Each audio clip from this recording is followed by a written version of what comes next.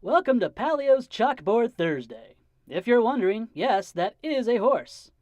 We are shooting in Saratoga Springs, New York, home of the oldest thoroughbred racetrack and sporting venue in the United States, Saratoga Racecourse, and home to Palio. We're an advertising agency. Over the next few weeks, we are going to fill this chalkboard with insightful, thought-provoking topics around branding, marketing, and multi-channel integration within pharma. So sit back and enjoy Palio's Chalk Chat. A couple weeks ago, the American Heart Association published a scientific statement on the role of social networks and social media as an approach to fight the epidemic of childhood obesity in our country. I thought this was particularly interesting. While numerous professional medical societies have released statements or policies for the use of social media as an individual medical professional, this is the first instance I've seen where a medical society has taken a position and is advocating that social media be used as an interventional tool. The AHA statement nicely lays out the behavioral science that underpins social networks and the communication that occurs within. While the AHA adds tangible examples of successful uses of social networks and technology to fight childhood obesity, there are some fundamental principles and considerations that can be applied in order to help shape health behavior. First is directionality and strength of relationships. Unidirectional versus reciprocal relationships and the strength of these relationships, they're both important when building social influence. Strong ties may be important to social support, and weaker ties may serve as informational conduits, but both help establish the norms, expectations, and structure within a given social environment. Social support and integration. These are two complementary pathways that can link social networks to health behavior. Social support can build stronger coping skills for a patient afflicted with a certain disease, while social integration can promote self-worth and self-care on the basis of the social norms and expectations within the given environment. Lastly, social capital facilitates coordinated action. Social capital is usually thought of as influence, or the number and quality of relationships in a social network. But the trust and norms provided by the social network creates the social capital and better engagement to enable members of the network to receive benefits not otherwise available. And this is important for changing health behavior.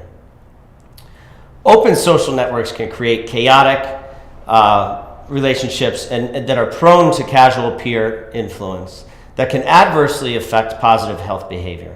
But there's an association between social networks and participation in structured health interventions. The AHA points out successes of programs such as Weight Watchers and other clinical trials of technology-based interactive programs. So myself and the people at Palio Ignite see big opportunity for the purposeful development of social networks that foster the right types of relationships, support and integration, and promotion of health-related social capital that can improve and sustain positive health behaviors and ultimately health outcomes. The AHA says that planning social intervention should incorporate physicians, nurses, and other providers into a coordinated and collaborative approaches. Clearly, this is important. However, healthcare practitioners are not necessarily experts on utilizing social technology, let alone designing a structured social network. I was glad to see the AHA acknowledge the potential collaboration with industry, but they do point out that it will require placing transparency to promote health behavior ahead of promotional activity for a product. But herein lies the opportunity.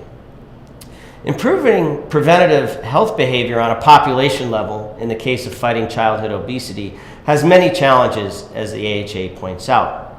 But we have to start somewhere. We, the pharma industry, can start with chronic diseases that still require a certain level of patient involvement, which is at oftentimes suboptimal. By creating a more structured environment through social networking, we can better engage all involved with your brand. Typically, there are incremental improvements in the efficacy and safety of new drugs, which also come at a premium price. So pharma needs to offer more, create more brand value. And that's the marketing shift that's occurred in recent years, from overt promotion of a product to now building a brand experience. So when a patient is prescribed a certain drug, you can also envision prescribing them a social app that's purposely designed to better engage the doctor, the patient, caregivers, and your brand. each with a role in supporting and integrating a certain therapy into a patient's life. So it's not just the drug that provides the clinical outcome, as traditional pharma promotion would have it, but it could be the branded social environment, the interactive, coordinated patient care created with social capital, which can encourage and sustain changes in a patient's health behavior. And ultimately, this can optimize clinical outcomes with a pharmaceutical product. I'm Dr. Jim Mittler.